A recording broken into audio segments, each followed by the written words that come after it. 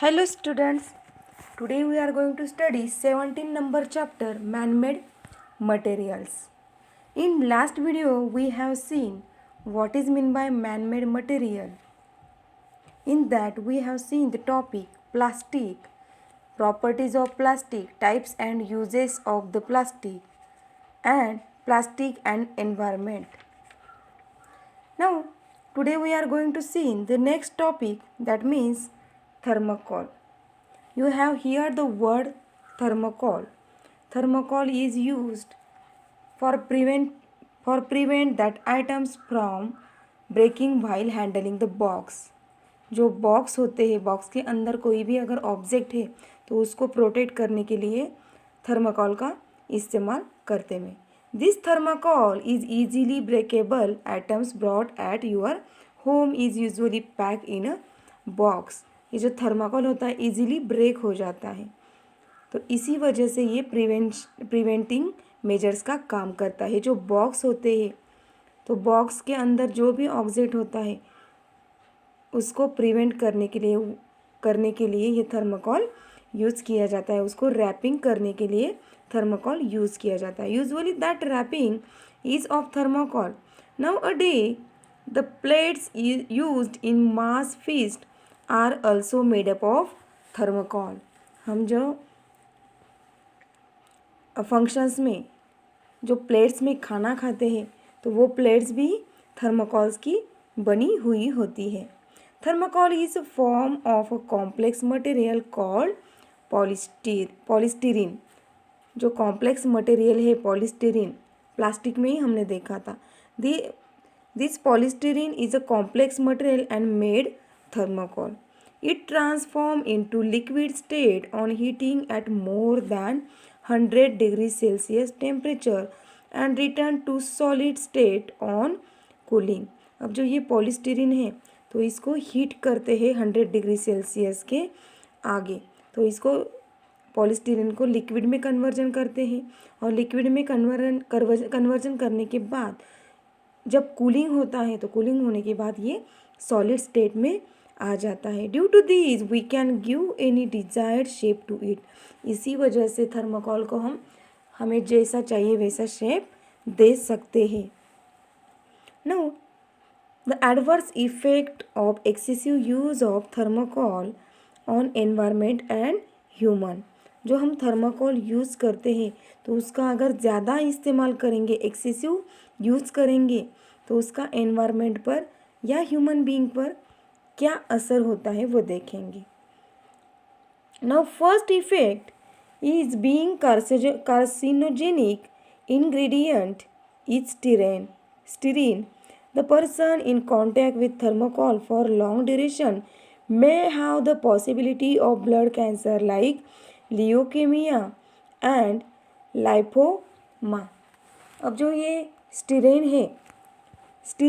ये जो plastic material है तो थर्माकोल के लिए यूज़ करते हैं, तो ये कार्सिनोजेनिक मटेरियल है. कार्सिनोजेनिक मीन्स कैंसर कॉजिंग, तो इससे कैंसर हो सकता है.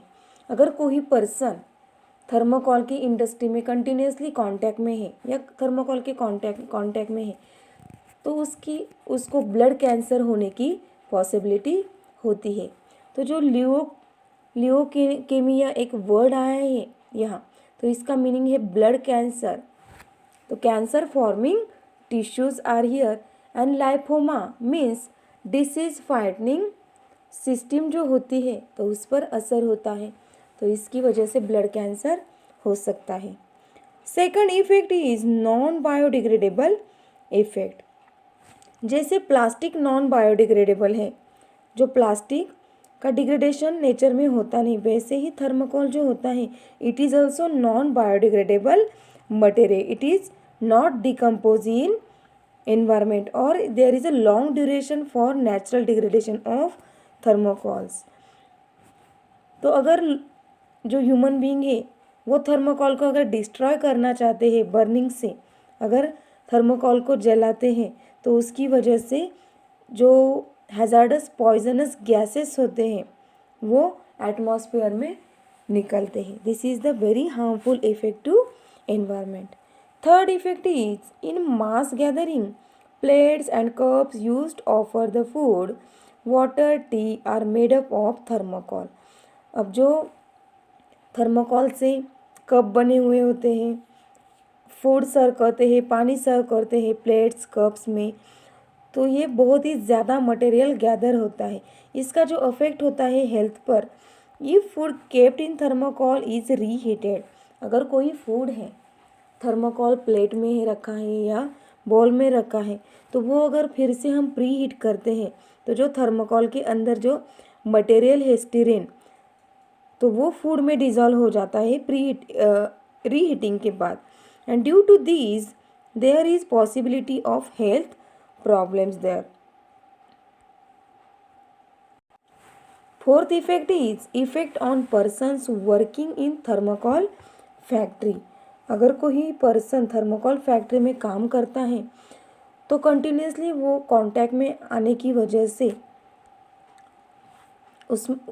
उसमें अलग अलग टाइप्स के प्रॉब्लम्स क्रिएट होते हैं। For example eyes problem, respiratory systems problem, skin disease, skin digestive system etcetera it may be affect. Pregnant woman में फेस द मिसकैरेज, लिक्विड स्टीराइन में कॉज स्किन बर्न।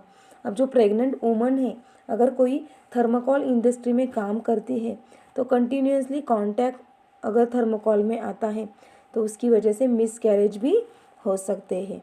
जो लिक्विड स्टेराइन है तो वो स्किन को बर्न कर देते हैं। This is 4 effect of adverse effect of excessive use thermocol on environment and human being.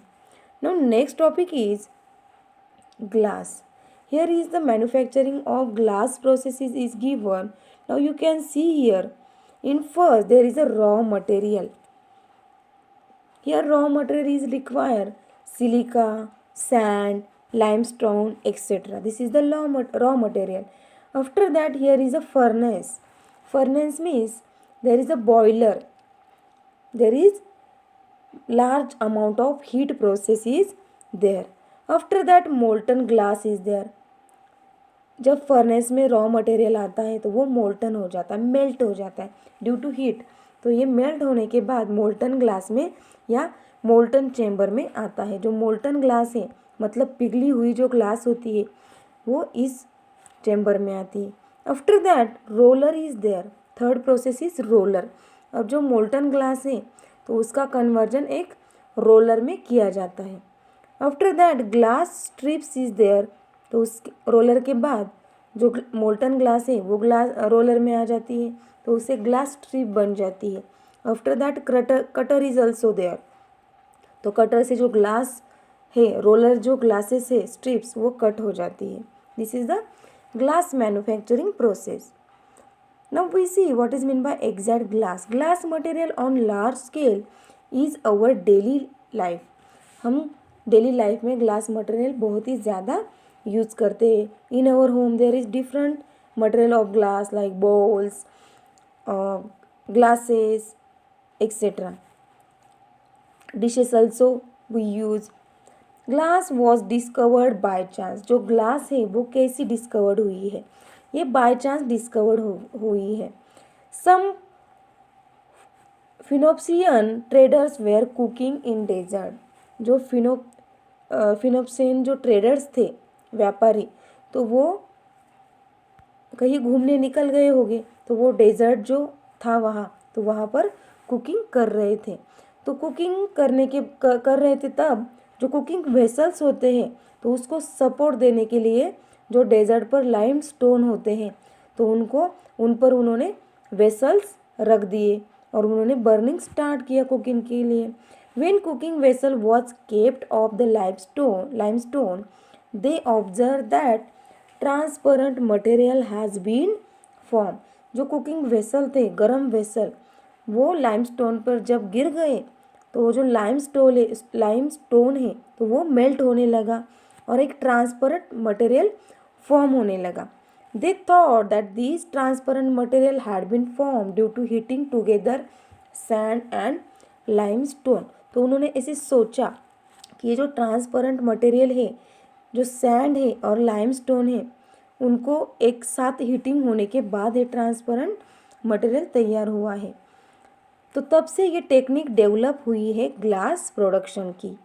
Glass is a non crystalline hard but brittle solid material form from mixture of silica and silicate. अब जो glass है वो किस mixture से बना है? Silica and silicate. तो ये कैसे मटेरियल है? नॉन क्रिस्टलाइन है, हमें क्रिस्टल में नहीं दिखाई देता। एक जो ग्लास होती है वो एक समान होती है, हार्ड होती है एंड ब्रिटल, इजीली टूट जाती है, एक सॉलिड मटेरियल होता है। Silica means Si2। अब जो सिलिका होती है इसका मॉलिक्यूलर फॉर्मूला दिया है Si2। सिलिका का one molecule and oxide is oxide have two molecules to which we refer to as sand. तो उसे ही हम सैंड बोलते हैं। Depend upon the proportion of silica and other component in the glass there are different types of glass as a soda lime glass, borosilicate glass, silica glass and alkali silicate glass. There are different types of glass and these depend on the proportion of silica and sand. जो sand है और silica है उसका जितना proportion होगा तो उस पर ग्लास के डिफरेंट टाइप्स डिपेंड होते हैं। No next topic is production of glass. अब जो ग्लास होती है वो कैसे प्रोड्यूस होती है? अब जो प्रोडक्शन होता है ग्लास का उसमें सैंड का मिक्सचर होता है, soda, lime, small quantity of magnesium oxide is heated in furnace. अब जो फर्नास होता है यहाँ तो उसमें ये अलग अलग sand, soda, lime and magnesium oxide heat करते हैं। Sand means silica dioxide SiO2। तो ये जो सिलिका डाइऑक्साइड होता है ये मेल्ट करते हैं 1700 डिग्री सेल्सियस तक। अब जो ये मिक्सचर होता है लो टेम्परेचर पर मेल्ट किया जाता है और जो ग्लास के जो डिस्कार्ड पीसेस होते हैं वो भी उसमें ऐड किए जाते हैं। अब जो ये ग्लास के जो टुकड़े होते हैं या पीसेस होते हैं उनको 850 डिग्री सेल्सियस तक मेल्ट किया जाता है। आफ्टर दैट मतलब जो सिलिका डाइऑक्साइड है वो 1700 डिग्री सेल्सियस तक मेल्ट करते हैं। उसके बाद जो डिस्कार्डेड ग्लासेस के जो पीसेस होते हैं वो 850 डिग्री सेल्सियस तक। बाद में जो ये मेल्ट हुआ जो मटेरियल है वो 1500 डिग्री सेल्सियस तक मिक्स किया जाता है और इमीडिएटली उसे कूल किया जाता है। और ये प्रोसेस जो होती है ये सडन कूलिंग हो जाती है। अब जो मिक्सचर बन जाता है होमोजीनियस बन जाता है। होमोजीनियस मीन्स एक समान बन जाता है। Amorphous and transparent. Amorphous means without clear shape and structure. जो एमोर्फस होता है उसमें कोई क्लियर स्ट्रक्चर और शेप जो ग्लास का होता है वो आता नहीं। और ट्रांसपेरेंट मतलब एक बाजू से दूसरी बाजू दिख जाना, उससे बोलते हैं ट्रांसपेरेंट। तो ऐसे मटेरियल ये तैयार हो जाता है। तो अलग अलग मोल्ड में इसको डालकर अलग अलग शेप बनाए जाते हैं। तो इसका प्रोडक्शन, ग्लास का प्रोडक्शन किया जाता है। After that next topic is properties of glass. अब जो ग्लास है उसकी प्रॉपर्टीज हम पढ़ेंगे। First property is on heating glass become soft and can be moulded into any shape. अब जो ग्लास होती है तो वो सॉफ्ट होती है हीटिंग के बाद, तो उसको किसी भी मोल्ड में या शेप में मोल्ड में डालकर कौन सा भी शेप दिया जा सकता है। Second one is density of glass depend upon its ingredient. अब जो ग्लास है तो उसकी डेंसिटी जो होती है उसमें जो कितने इंग्रेडिएंट डाले हैं, सैंड कितनी डाली है, सोडा कितना है, लाइम एंड MgO मतलब मैग्नीशियम ऑक्साइड कितना है, तो उस पर डिपेंड होती है उसकी density. Third property is glass is slow conductor of heat on quick heating of cool glass or on quick cooling of hot glass it cracks or breaks। अब जो ग्लास होती है तो उसको स्लो कंडक्टर ऑफ हीट होती है, immediately heat नहीं देते, उसको स्लोली हीट देते हैं। अगर जल्दी से और ज़्यादा हीट देंगे तो वो क्रैक हो सकती है और ब्रेक हो सकती है। Fourth property is being bad conductor of electricity. Glass is used as an insulator in electric appliances. अब जो ग्लास होती है वो बैड कंडक्टर ऑफ इलेक्ट्रिसिटी होती है, उससे इलेक्ट्रिसिटी पास नहीं हो सकती, that means it is a insulator. तो इसी वजह से जो इलेक्ट्रिकल अप्लायंसेस होते हैं तो उसके लिए ग्लास का यूज़ किया जाता है। Fifth one is being transparent, most of light passes through the glass. अब जो प्रॉपर्टी है ग्लास की ट्रांसपेरेंट, तो इसकी वजह से जो लाइट्स होते हैं ग्लास से ट्रांसपेरेंट हो जाते हैं या पास हो जाते हैं। तो इसी वजह से there are oxide of either chromium, vanadium or iron in the glass, large amount of light is absorbed in glass। अब जो ग्लास होती है तो उससे लाइट ट्रांसपेरेंट होती है, तो इसी वजह से उसका इस्तेमाल लाइट्स में या बल्ब लाइट्स में किया जाता है। तो अलग अलग टाइप्स के जो लाइट्स होते हैं वो उसमें पास हो जाते हैं easily. Next topic is types of glass and uses. There are 7 types of glasses and depend on these types there are uses is also there. Now first one is silica glass. This silica glass is produced by using silica। अब जो silica होती है उसका use करके silica glass बनाई जाती है। अब जो सिलिका ग्लास होती है it is minimum expansion of heat, तो इसमें जो हीट होती है वो कम से कम एक्सपांड होती है। It is not affect bye acid and alkali, तो इसका जो इफ़ेक्ट होता है एसिड या अल्कली को हम बेस बोलते हैं, तो उस पर इसका इफ़ेक्ट होता नहीं। Due to this property this silica glass is use to produce laboratory glass wares. अब जो ग्लास के जो लेबोरेटरी में जो ग्लास वेयर्स यूज किए जाते हैं तो उसमें सिलिका ग्लास का इस्तेमाल किया जाता है। After that second is borosilicate glass. This borosilicate glass is produced by melting of a mixture sand, soda, boric acid, aluminium oxide. तो सैंड यूज़ की जाती है, soda, boric acid and aluminium oxide का इस्तेमाल करके बोरोसिलिकेट ग्लास बनाई जाती है। This glass does not show any erect on medicines. अब जो ये ग्लास है तो मेडिसिन्स पर इसका कोई असर नहीं होता, तो इसी वजह से जो फार्मास्यूटिकल इंडस्ट्रीज होती है तो इसमें इस बोरोसिलिकेट ग्लास का इस्तेमाल किया जाता है। Third one is alkali silicate glass.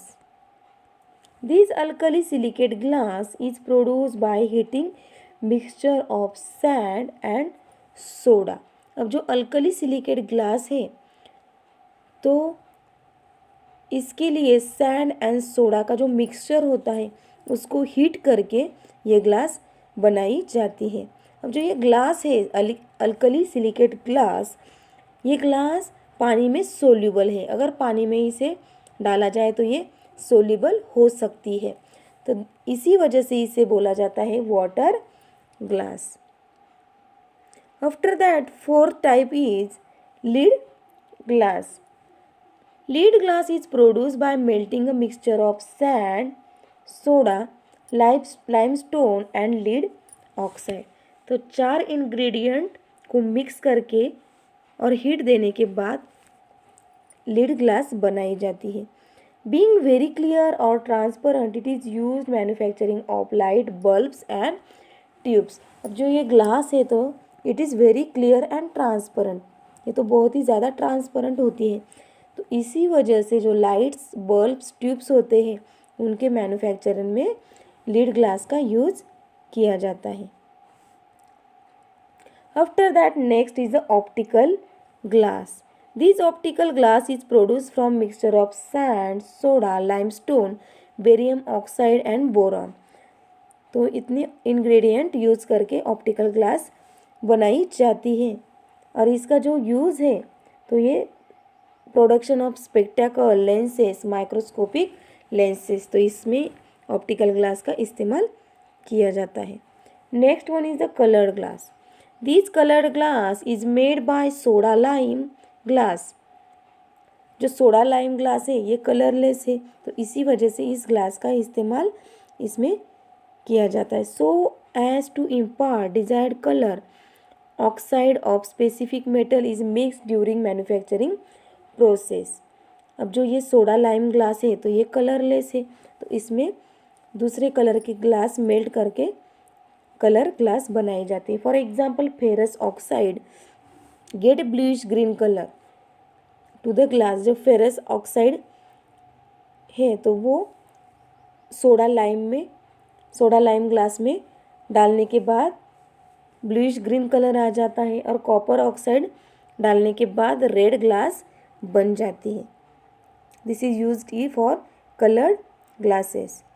7 number is processed glass. So as to improve the quality and utility, some processing is performed on glass and various types like reinforced glass, plain glass, fiber glass, pane glass, translucent glass etc. are produced. अब जो ये processed glass है तो जो glass होती है तो उसमें प्रोसेस कर डिफरेंट टाइप्स के ग्लासेस बनाए जाते हैं। एज लाइक यूज़, तो जैसे यूज़ करना है तो वैसे ग्लास बनाई जाती है। Next is effect of glass on environment. अब जो ग्लास प्रोडक्शन देखा हमने, यूज़ देखे, तो इसका इफेक्ट एनवायरनमेंट पे क्या होता है।